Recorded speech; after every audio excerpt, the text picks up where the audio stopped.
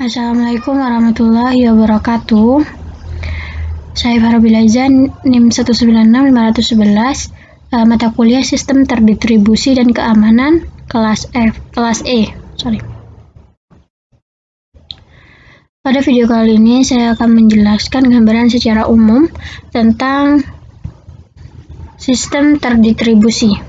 Apa itu sistem terdistribusi, definisinya apa, tujuannya apa, serta manfaat bagi kita itu apa.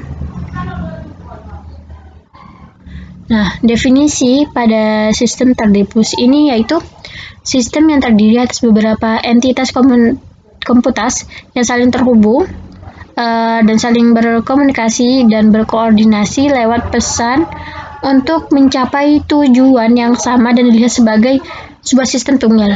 Kemudian sistem terdistribusi ini juga merupakan kumpulan komputer otonom yang dihubungkan oleh jaringan dengan software yang dirancang untuk menghasilkan fasilitas komputerisasi terintegrasi. Dianggap oleh pengguna sebagai satu sistem terdistribusi merupakan sebuah metode yang dimana pengoperasiannya menggunakan jaringan komputer. Jadi dilihat dari definisinya, kata kunci dari sistem terdistribusi ini yaitu saling terhubung atau network, kemudian berkomunikasi, communicated, berkoordinasi, coordinate, pesan, kemudian tujuan yang sama, smart goal, kemudian dilihat sebagai sebuah sistem tunggal, single coherent system. Jadi yang pertama itu terhubung. Jadi pada sistem terdistribusi ini harus saling terhubung sehingga dapat berkomunikasi, berkoordinasi untuk mengirimkan pesan dengan tujuan yang sama sehingga dapat dilihat sebagai sistem tunggal. Kemudian untuk karakteristik.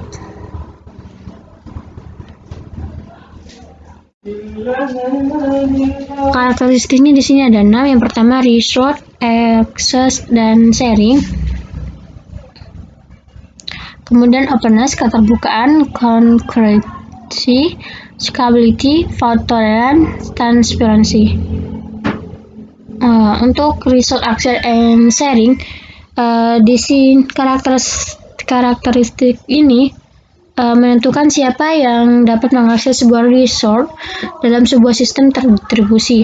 Contohnya itu sebuah web yang mana pada web tersebut terdapat .htaccess yang hanya dapat diakses oleh user yang sudah memiliki grant access terhadap file tersebut, file.htaccess ini.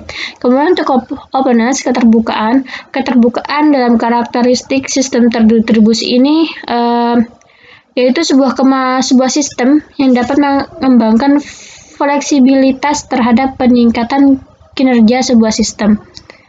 Kemudian untuk concurrency ini karakteristik yang dilakukan secara bersama-sama. Ini karakteristik ini dilakukan untuk mencegah terjadinya ketidakvalidan sebuah data dan proses. Seperti contoh aplikasi web yang diakses oleh banyak user. Ketika servernya mengupdate web ini, maka semua user itu akan mengakses halaman web dan akan langsung muncul pada updatean yang terbaru dari server. Kemudian scalability ini karakteristik yang kinerjanya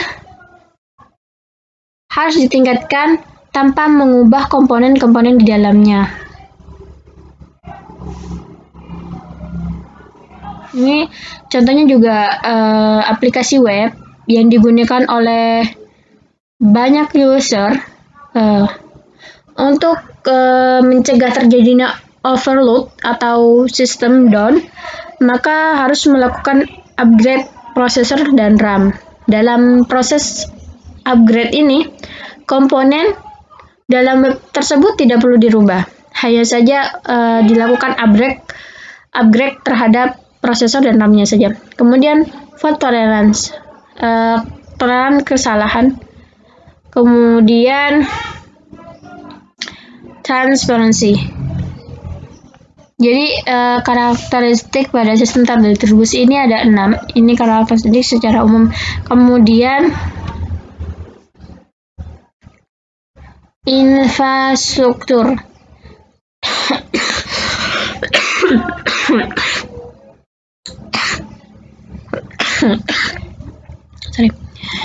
Infrastruktur sistem terdistribusi.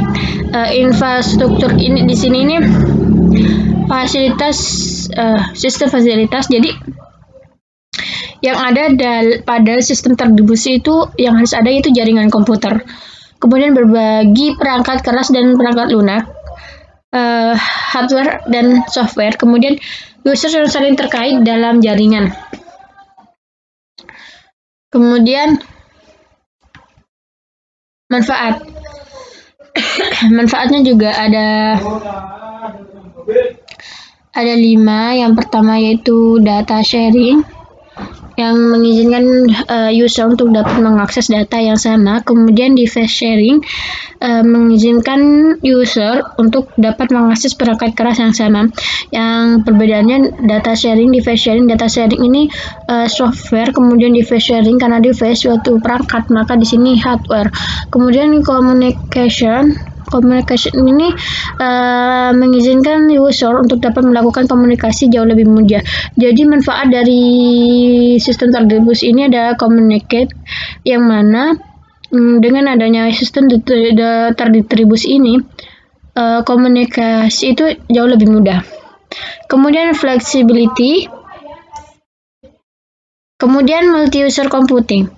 Multi-user computing ini mengizinkan banyak user untuk melakukan akses dalam waktu yang bersamaan.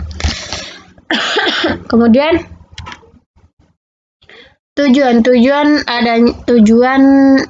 terhadap sistem terdistribusi. Adanya sistem terdistribusi itu tujuan umumnya tujuan utamanya untuk memudahkan pengguna dalam mengakses sumber daya jarak jauh secara bersama-sama dan terkontrol dan efisien. Jadi dari manfaat tadi ini tujuan secara umumnya, tujuan utamanya mempermudah segala akses sumber daya. Sekian dari saya, kurang lebihnya saya mohon maaf. Wabillahi taufiq wal hidayah. Wassalamualaikum warahmatullahi wabarakatuh.